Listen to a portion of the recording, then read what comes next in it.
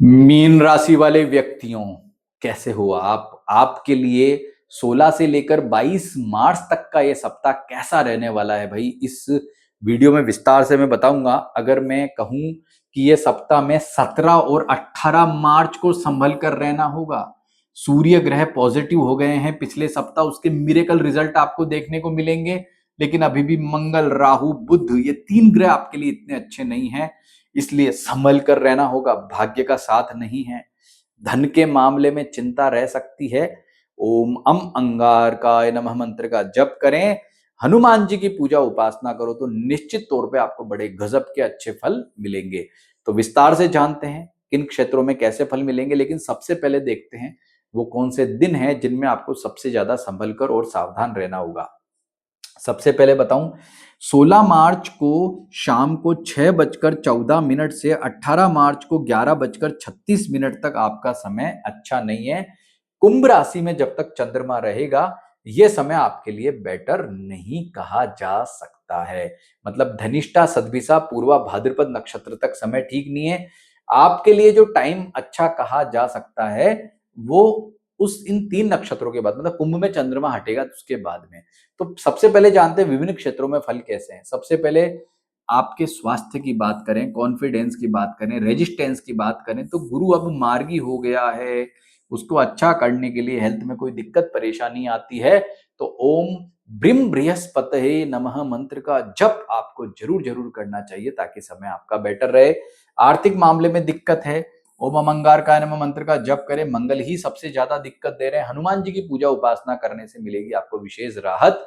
और मंगल का भैया उपाय करते रहना। देखो मंगल 12वें घर में है, दंगल करेंगे, परेशान आपको करेंगे। अब जानते हैं पारिवारिक सुख कैसा है। तो पारिवारिक सुख के मामले में भी बुध 12वें घर में है तो दिक्कत दिक्कत दिखती है। ओम अमंगारकाय नमः के साथ में ओम बुम बुद्धाय नमः मंत्र का जप करो। यदि परिजन आपके माता पिता को लेके कोई विशेष चिंता दिक्कत आती तो तुरंत जो है वो लापरवाही नहीं करनी, इस बात का ध्यान रखना है। इसके बाद जानते हैं आपके विद्यार्थियों के लिए समय कैसा। तो भाई विद्यार्थियों के लिए समय बेस्ट है, श्रेष्ठ है, अच्छे फल वाला कहा जा सकता है। लेकिन 16 मार्च से लेकर 18 मार्च तक आपको जो है सतर्क सावधान रहना होगा, यानी कि इस दौरान समय थोड़ा दिक्कत या परेशानी वाला रह सकता है।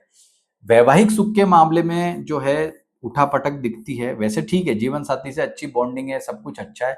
लेकिन क्या होगा कि बाहर से, मतलब घर में सब ठीक है लेकिन बाहर के मामले आएंगे, बेवजह उठ के पुरानी चीजें आएंगी दिमाग में, टेंशन बढ़ेगी। और वो टेंशन ना बढ़े इसका एक ही उपाय है, गणेश जी की, हनुमान जी की पूजा उपासना करो। देखो नवरात्र हैं 19 तारीख से, तो जितनी उपासना करेंगे अच्छा रहेगा, बेस्ट रहेगा और उत्तम फलों की आपको प्राप्ति होगी, ये ध्यान रखना है। इसके बाद में बात करते हैं आपके जो है वो भाग्य फल की, कि भाग्य फल कैसा। तो भाग्य का इतना साथ नहीं, अपने पराक्रम पर ज्यादा विश्वास आपको रखना होगा। और नौकरी पैसा वालों के लिए समय देखे तो ठीक है, अच्छा है, बेटर है। मतलब ध्यान आपको रखना है, लेकिन फिर भी क्या सबसे ज्यादा ध्यान रखने की जरूरत है, तो मैं एक ही बात कहूंगा, बेवजह की टेंशन नहीं लेनी, शत्रुता नहीं लेनी। समय टफ है और इस समय टफ को अच्छा करने का एक ही तरीका है कि जितना ज्यादा हनुमान जी की पूजा करेंगे, गणेश जी की पूजा करेंगे तो टाइम आपका बेहतर होगा, श्रेष्ठ होगा। और थोड़ा ध्यान रखना होगा, खास करके 16 से लेकर 18 तारीख तक। तो ये मैंने आपको बताया है सामान्य राशिफल। देखो भाई 12 नंबर में चंद्रमा है तो मीन राशि है आपकी, इसी आधार पे आपको राशिफल देखना। लेकिन नक्षत्र क्या है आपका, जन्म नक्षत्र क्या है आपका। जन्म नक्षत्र पूर्वा भाद्रपद, उत्तरा भाद्रपद और रेवती, इन तीनों में से कोई एक नक्षत्र है। अब मैं आपको बताऊंगा कि जन्म नक्षत्र के आधार पर बेस्ट डे कौन सा है। मैंने ये तो बता दिया नेगेटिव डे कौन सा है, बेस्ट डे आपको बताता हूं कौन सा बेस्ट डे है। देखो जब आप साप्ताहिक राशिफल देखते हो तो उसमें आपका परम उद्देश्य क्या होता है, मेन मोटिव क्या होता है। वो मोटिव होता है हमें ये जानना कि वो कौन से डे हैं जब हम कोई काम कर लें तो कोई दिक्कत ना हो। होता ना मन में उत्सुकता कि यार वो दिन पता लग जाए कौन सा है। तो मैं बताता हूं कौन सा बेस्ट डे है। तो भाई अगर आपका पूर्वा भाद्रपद नक्षत्र है तो आपके लिए कौन सा टाइम सबसे ज्यादा बेस्ट रहेगा। तो आपके लिए जो है वो उत्तरा भाद्रपद नक्षत्र, अश्विनी नक्षत्र का समय बेस्ट है। तो उत्तरा भाद्रपद का मतलब ये हो गया कि 19 तारीख को सुबह 5:21 से 20 तारीख को सुबह 4:05 तक ये टाइम आपका बेस्ट रहेगा। उसके बाद में अश्विनी नक्षत्र यानी 21 तारीख को 2:31 आधी रात से, अश्विनी 22 तारीख को रात को 12:38 तक रहेंगे। तो ये 2 दिन जो हैं वो पूर्वा भाद्रपद नक्षत्र वालों के लिए बेस्ट और अच्छे फल वाले कह सकते हैं। अब उत्तरा भाद्रपद नक्षत्र की बात करें तो उत्तरा भाद्रपद वालों के लिए जो है वो रेवती नक्षत्र सबसे बेस्ट है और भरणी। तो रेवती नक्षत्र का टाइम क्या रहेगा, 20 तारीख को सुबह 4:05 से 21 को सुबह 2:31 तक टाइम आपका बेस्ट रहेगा।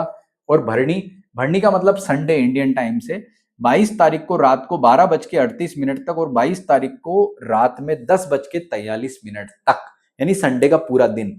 ये किनके लिए अच्छा है, ये इंडियन टाइम है अच्छा है, ये इंडियन टाइम है, इसको कन्वर्ट मैं टाइम इसीलिए लिख रहा हूं यहाँ पर। मैं चाहता तो डे भी लिख सकता था, टाइम इसलिए क्योंकि हमारे जो एनआरआई मित्र हैं उनके लिए स्पेशली ये। और ये डे ऐसे है कि कोई भी काम हो, इंपॉर्टेंट काम हो, कोई मीटिंग करनी हो, किसी से मिलने जाना हो, ऐसा होता ना कि यार उस फलाने आदमी से मैं कब मिलने जाऊं कि काम हो जाए, तो वो दिन आपको यहाँ पर बता रहा हूं। अब रेवती नक्षत्र वालों की बात करें तो आपके लिए जो है उत्तरा भाद्रपद और अश्विनी, ये दो नक्षत्रों के दिन अच्छे हैं, यानी कि 19 तारीख को सुबह 5:19 से 20 तारीख को सुबह 4:05 तक। और अश्विनी, अश्विनी नक्षत्र का मतलब 21 तारीख को रात को 2:31 से 22 मार्च को रात में 12:38 तक। ये टाइम जो है सबसे ज्यादा मिरेकल, शानदार और पॉजिटिव कहा जा सकता है। तो भाई जानकारी अच्छी लगी है ना, तो वीडियो को लाइक करें, हाइप करें, हमारे चैनल को सब्सक्राइब करें और फेसबुक पर देख रहे हैं तो फॉलो जरूर जरूर करें। नमस्ते।